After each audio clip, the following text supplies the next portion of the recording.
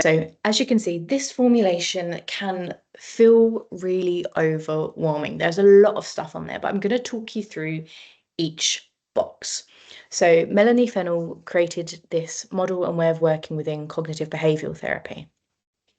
So to start off with, we have the top box. So that is about someone's experience. So this can be early experience, so we're thinking childhood, adolescence.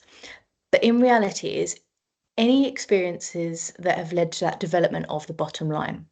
So we can think about maybe relationship breakdown. It could be maybe something that happened at school, maybe a teacher or someone saying something to them. It could be about a parent or a caregiver, maybe being really hard on them or telling them that they need to achieve certain things in order to get by. But in reality, it's just any experience that makes sense to the individual to why self-esteem has developed. And as you can see on that bracket on the right hand side, you've got how low self-esteem has developed.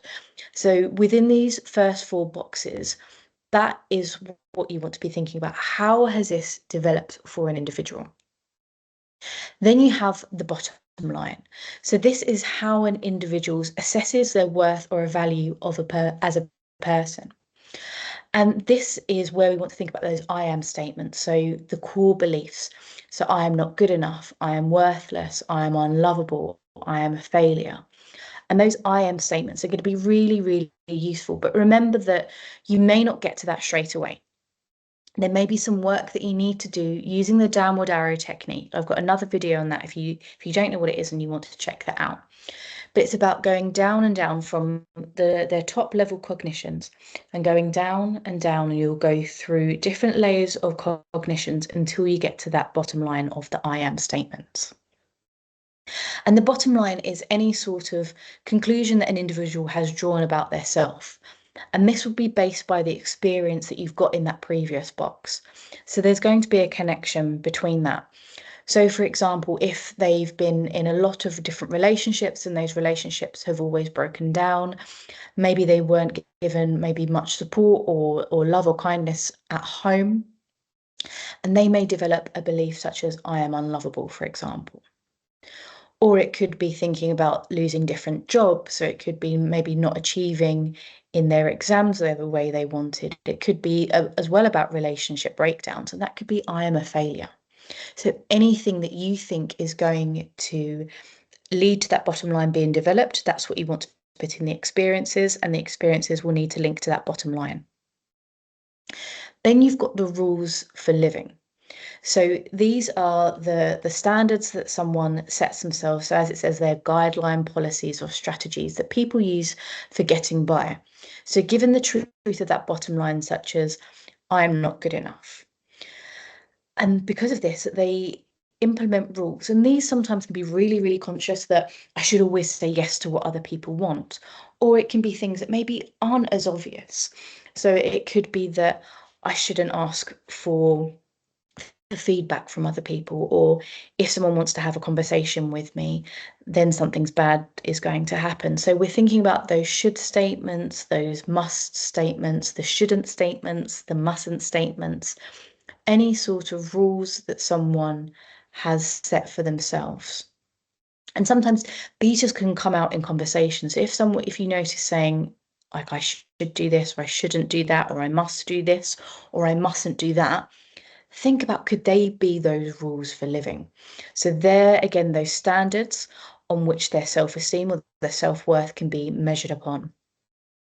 Then we have the triggering situation. So they can be situations where those rules for living or could be broken. So for example, if their rule for living is I should always agree with what other people say, maybe if they're going into a situation where their opinions are going to be asked upon, that can be a really triggering situation because they don't feel that they're able to actually say what their opinion is. Or it could be about, I must always please other people. So a triggering situation could be maybe when they're feeling that they don't maybe like what someone else is doing. So that situation, that rules for living may be a bit wobbled, or it could be broken entirely.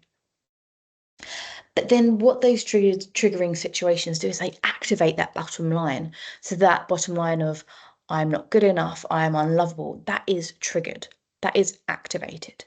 So sometimes you can almost like work backwards. So thinking about once you've got that bottom line, and then you start to notice that the situations that are triggering, activating that bottom line, thinking about, okay, so what are those situations that are actually activating it? And thinking about the themes of those situations, and that was what you'd pop in that box. And then you've got all these arrows going all the way around down here. But if we go to the right hand side with the negative predictions, so because that activating the bottom line has been activated, such as that I'm not good enough, that they may have negative predictions that they're not going to do well, maybe in work, or they're going to go out with other people and people are going to think negatively of them.